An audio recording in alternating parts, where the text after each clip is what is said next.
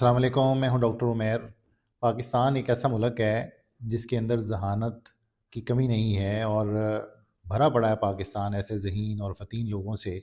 और बहुत मेहनती लोग यहाँ रहते हैं, बड़े पढ़े लिखे रहते हैं। लेकिन आज की जो बात है, जो आज की कहानी है, वो बड़ी दिलचस्प है। एक गाँव के अंदर एक लड़का था जिसका नाम था मोहम्मद इरफ़ान। ये मोहम्मद इरफ़ान जो था, ये कोई ख़ास पढ़ा लिखा नहीं था। शायद इसने मैट्रिक ही किया हो और ना इसे इंग्लिश आती थी, ना मैथ्स आता था, ना कोई और चीज़ आती थी। तो इसने देखा कि मैं क्या कर सकता हूँ, इसने यूट्यूब से कुछ लर्न करना शुरू कर दिया।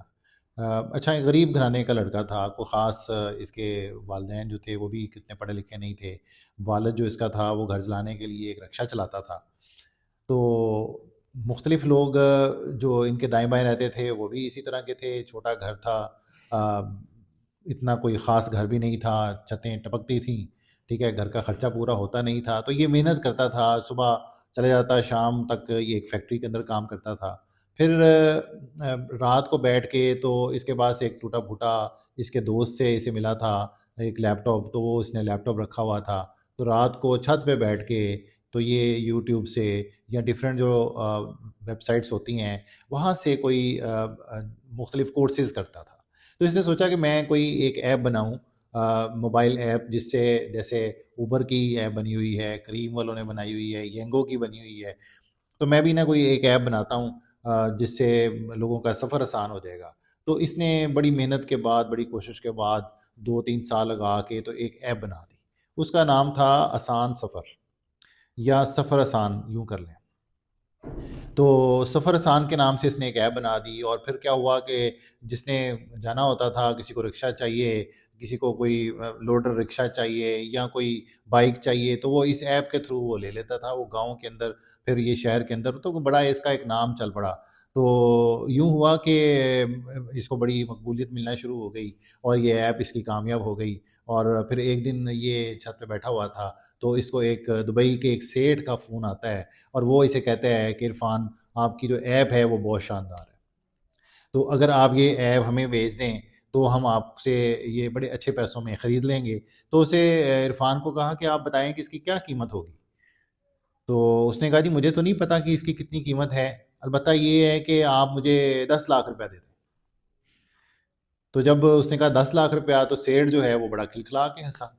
उसने कहा, यार इस लड़के को यही पता नहीं है कि उसकी कितनी वर्थ है, इससे कितने मिलियंस ऑफ रुपीज़ ये कमा सकता है। तो उसने कहा कि इरफ़ान, हम आपको ना इसका 900 करोड़ रुपए देंगे।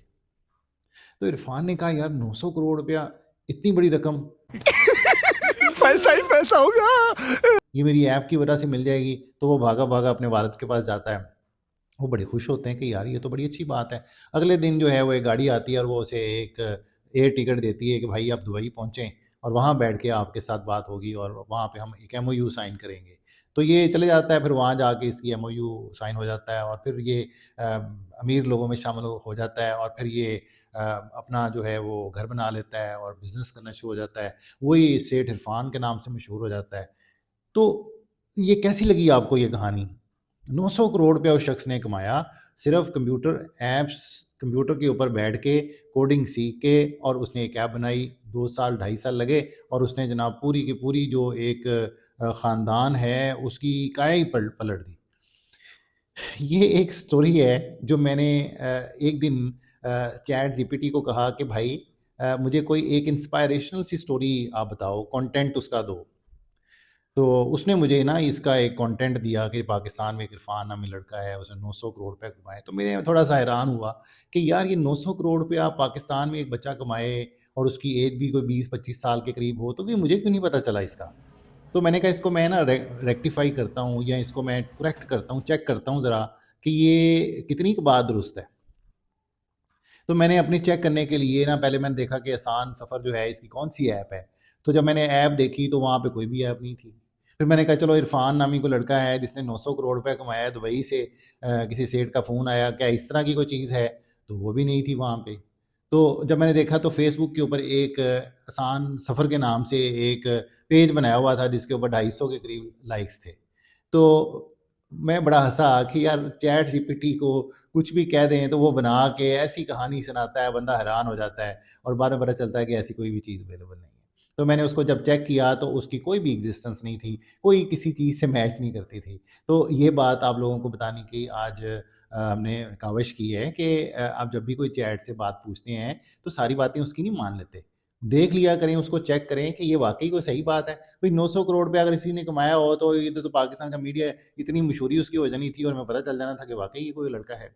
पिछले दिनों किसी ने इसी तरह ही चैट जीपीटी से डाइट प्लान लिया था कि डाइट प्लान जो है मुझे बताओ कैसे वज़न कैसे कम किया जा सकता है। तो उस बेचारे ने वो डाइट प्लान वहाँ से लिया और बाद में पता चला कि वो बंदा जो है वो हॉस्पिटल पड़ा हुआ है, क्योंकि वो चैट जीपीटी ने ऐसा ज़बरदस्त उसे बना के दे दिया कि वो बंदा जो है वो क्या कहना चाहिए कि बस मर्ग में ही था। और बाद में पता चला कि चैट से इसने इन्फॉर्मेशन ली थी। तो टेक्नोलॉजी को ज़रूर इस्तेमाल करें, टेक्नोलॉजी को सीखें भी, समझें भी, लेकिन उसको चेक ज़रूर कर लें, रेक्टिफ़ाई कर लें, उसको क्रॉस मैच कर लें कि ये जो बात कर रहा है, क्या ये वाक़ई इस तरह से है या नहीं है। तो आज की ये जो वीडियो थी, ये उन्हीं लोगों के लिए है, जो समझते हैं कि जो भी हम चैट से पूछेंगे ना, वो हमें बिल्कुल सही बात बता देगा। तो इसकी इन्फॉर्मेशन जो है वो नहीं सही होती। बाज़ का आप चेक करेंगे, आपको एहसास होगा कि जो बात आप पूछ रहे थे, इसने बना के, घड़ के, ये वही मुझे तो वही दोस्त याद आ जाता है जो दोस्तों की महफ़िल के अंदर एक बंदा ऐसा होता है जो बेइंतहा छोड़ता है, ठीक है? गपोड़िया होता है बहुत बड़ा। तो मुझे लगता है कि चैट भी कोई इस तरह की हरकत हमारे साथ कर रहा है कि वो पाकिस्तान में जो इन्फॉर्मेशन पूछी जाती है, वो पता नहीं कहाँ से मिला-जुला के यहाँ पे पेश कर देता है। हो सकता है कि गोरों को सही इन्फॉर्मेशन देता हो, लेकिन हमें देखो कि फ्री वाला पैकेज मिला हुआ है, इसलिए वो हमें भी इसी तरह की फ़ेक सी इन्फॉर्मेशन देता है। आज के लिए इतना ही काफ़ी है। अपना रखिए ख़्याल। शुक्रिया। अल्लाह हाफ़िज़।